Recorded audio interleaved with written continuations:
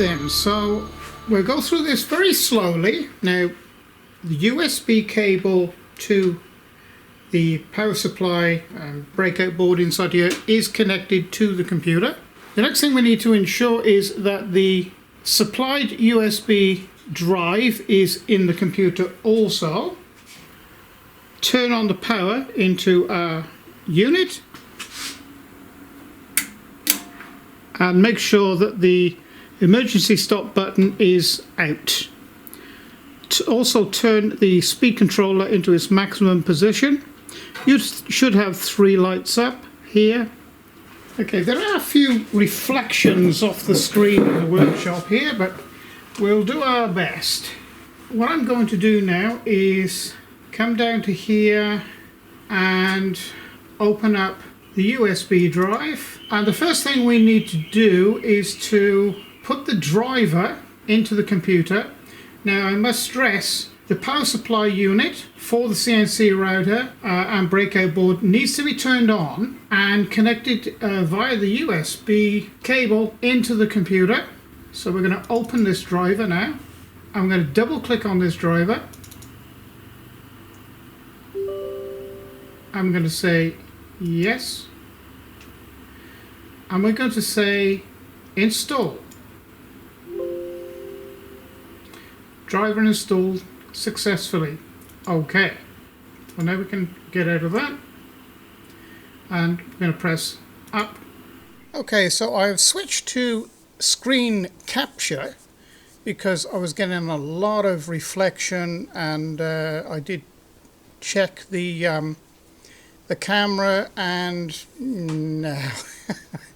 So you know, you're going to get a better visual just by me doing a screen capture, and I'll put a view of the machine you know, somewhere on the screen as well, so you can see what it's doing.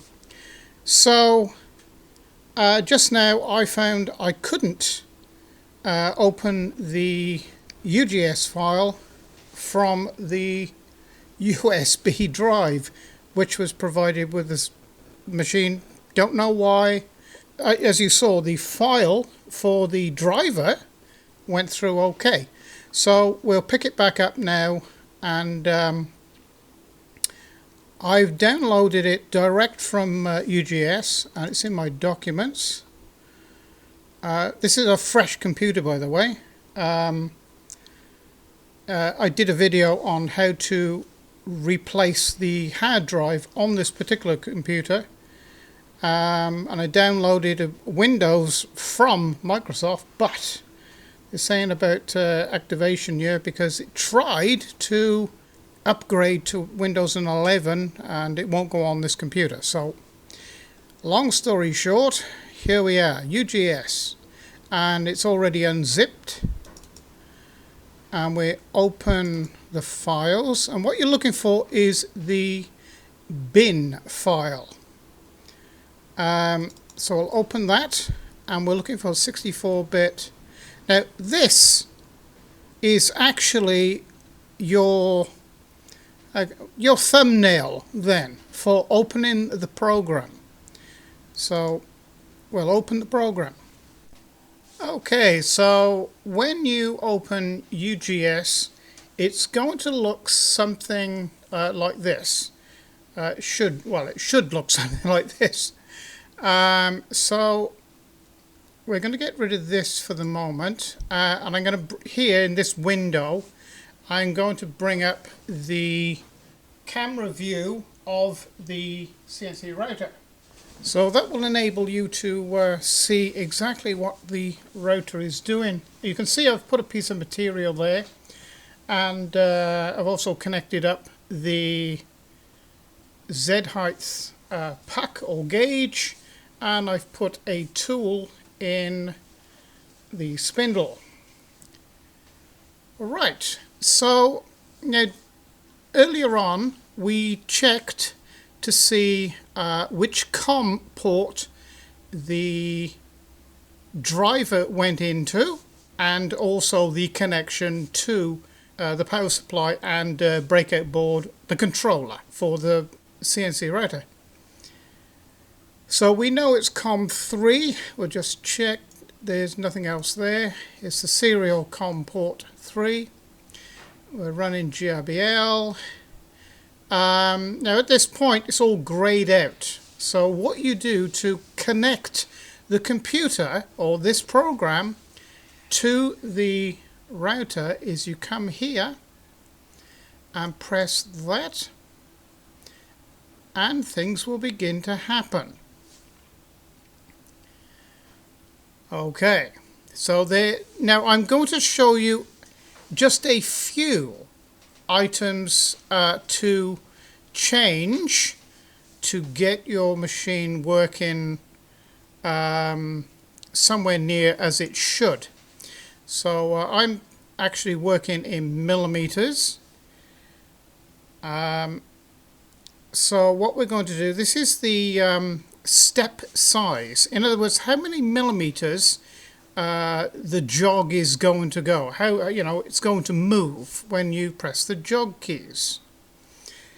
At the moment, each depression of each key here will move it just 1 millimeter. Well, that's a little bit sort of. We can raise that up a little bit for the purposes at the moment.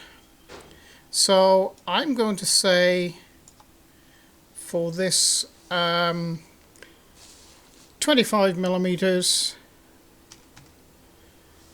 per press of this. Of course, you can alter this to whatever you want. So you can bring this number down, as fine as you really want to. So you can be very accurate, or move it, sort of a very small amount if you wish.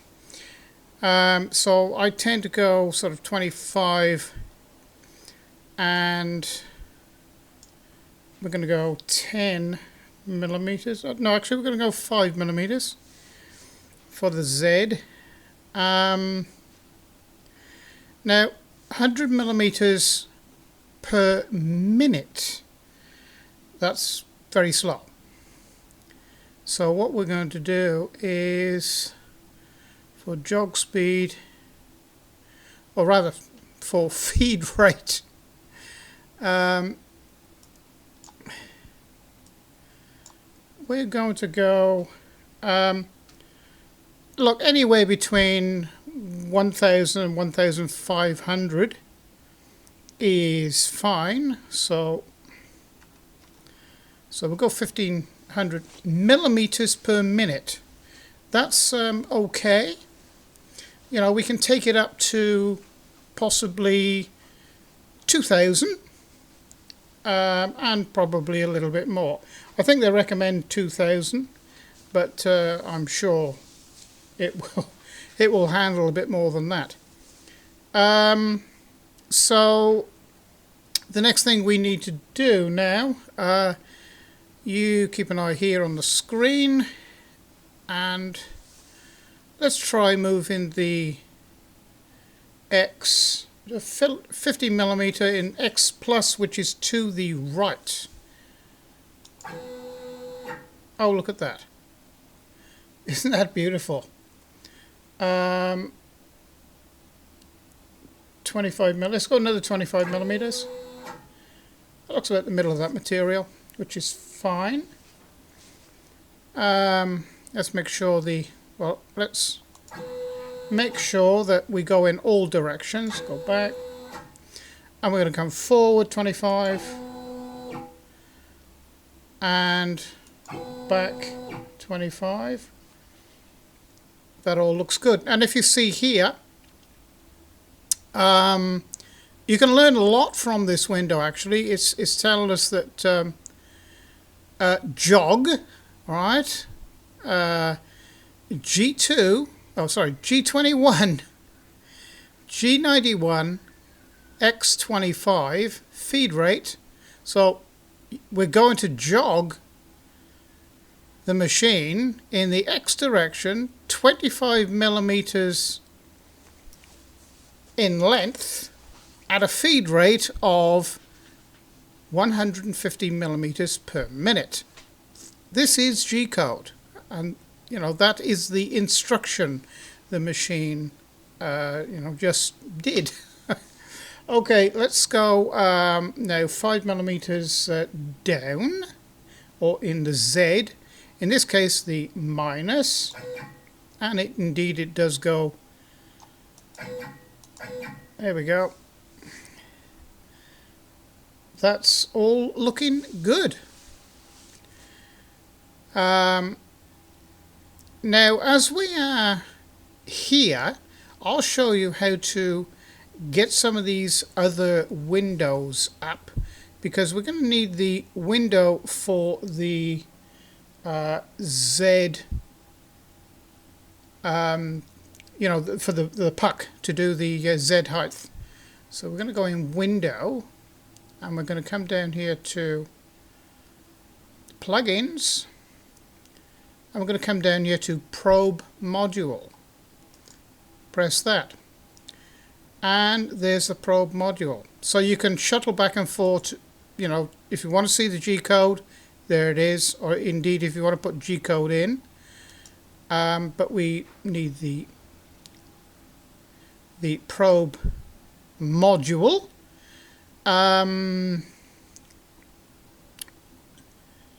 This is the settings for the probe module. We're just using Z.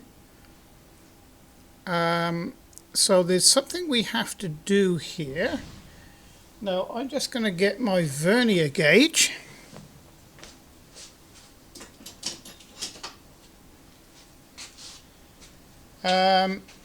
Hopefully you'll be able to hear what I'm saying. But so I'm coming across here now, and I'm just checking to see what this is.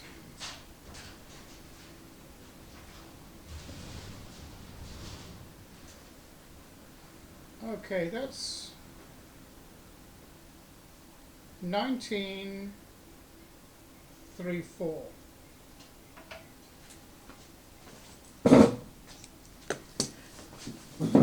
Okay, so we're going to come in here now and write 19.34. Probe distance. Now this is the distance that you need to be within from the top of the probe. It will, and this figure actually also needs to be a minus figure, because when you move the Z down, that is the minus direction. If this was a plus, obviously it would go, you know, looking for the probe in the up direction. That's what you don't want. So let's set the puck size accurately, and we are telling that we want the probe, or the end of the tool, to go looking for the puck then in the minus direction, which is the down.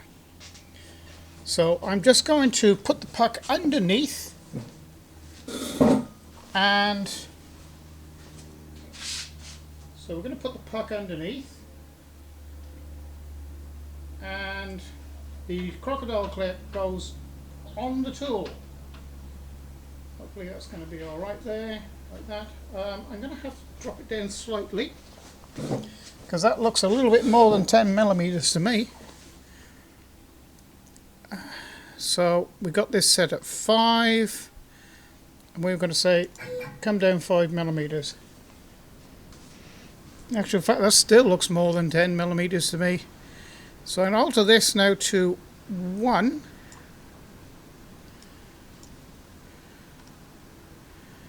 And let's come down 1 millimeter at a time. Okay, that'll do. That's fine.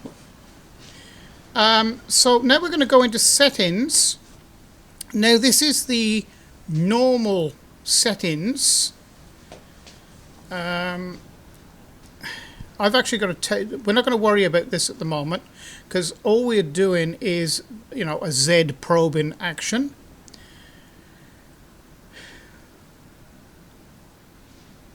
Retraction is 1 millimeter. So this means when the probe goes down and finds the puck, it's going to retract off the puck 1 millimeter and retry again.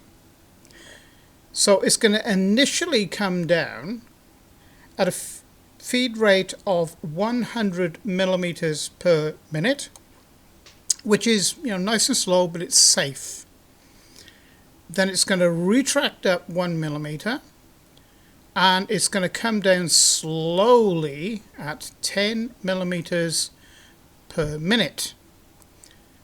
So that, you know, the slower that you can do this, the more accurate you know, you're going to be.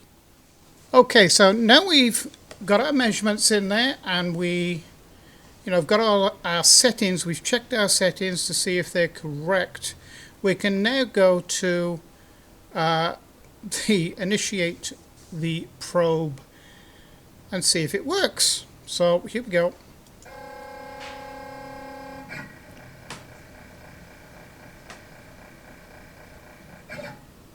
Perfect. In case you missed that, I'll do it again.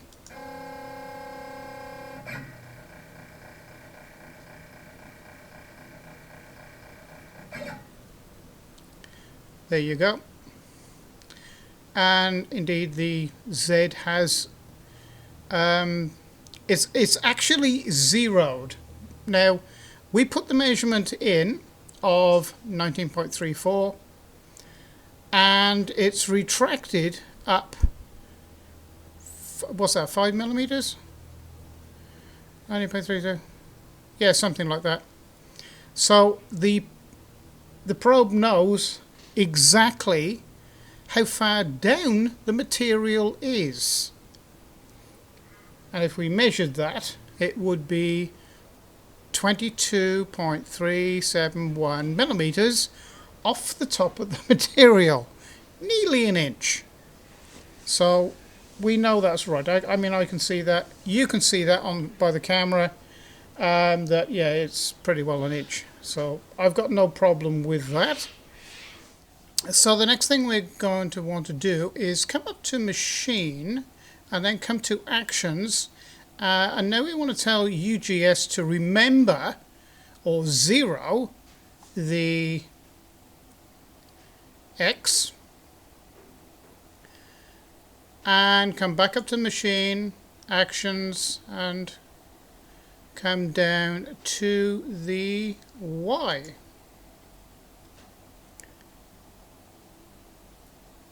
So now the three axes, the X, Y, and Z, are locked into UGS. So now I'm going to ask UGS to register the machine home. And we do that by coming up here to this little house and press that.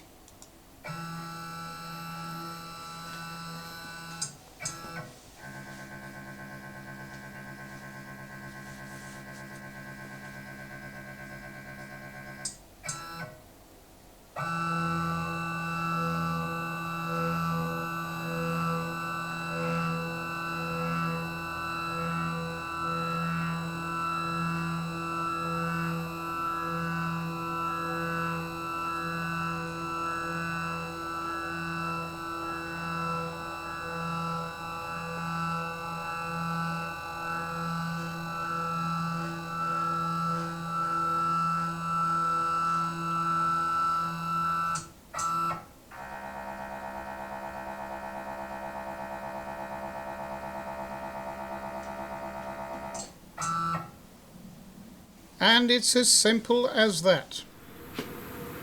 Okay, so I think that's enough for this video today, because, you know, we could go on and on and on. The next video we will actually, you know, run a job. We'll cut a job. Something sort of fairly decent, not just scribe a line or just cut a little pocket, and I will do a real job with it. And in the future I will go into more depth with UGS and show you, sort of all the features within UGS which you may like to know about.